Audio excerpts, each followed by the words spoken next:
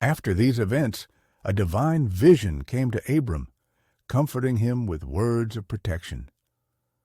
"Fear not, Abram, for I am your shield and your great reward," said the Lord. Yet Abram replied with a concern about his childless state and his servant as his heir. He expressed his worry about not having an offspring to inherit his legacy. The Lord responded to Abram's concerns directly, promising him a biological heir instead of his servant. This future child would come from Abram's own lineage, an assurance from the divine. He then led Abram outside under the star-filled sky for a profound demonstration. "Look at the stars. Your descendants will be just as numerous," he declared. Moved by this promise, Abram placed his faith in the Lord, trusting in the vision. This act of belief was deemed an act of righteousness by the Lord. Thereafter, the conversation turned to Abram's inheritance of the land. "I am the Lord who brought you from Ur to inherit this land," he reminded him. Abram, still seeking assurance, asked, "Lord God, how shall I know that I will inherit it?" The Lord then gave Abram a specific, albeit unusual, direction.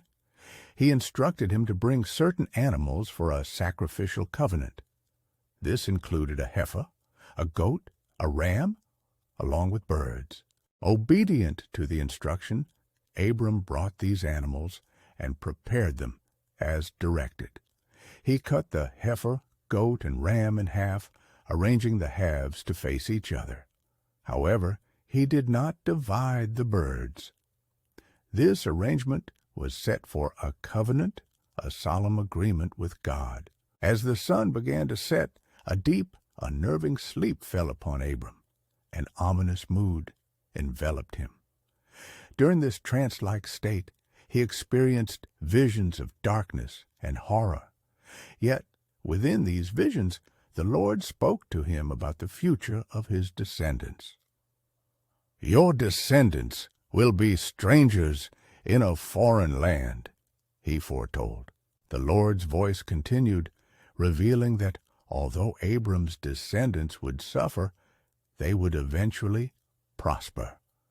"They will serve this nation and endure hardship, but I will bring justice," said the Lord. He promised liberation and great wealth for Abram's descendants after their trials. This covenant was a beacon of hope in the darkness. The Lord further comforted Abram about his personal journey, ensuring a peaceful end.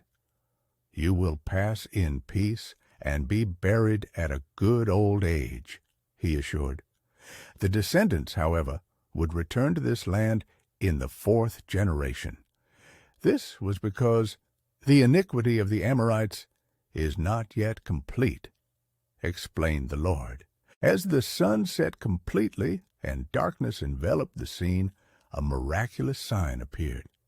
Abram witnessed a smoking oven and a flaming torch moving between the animal pieces. This phenomenon symbolized the Lord's passage through the halves, sealing the covenant.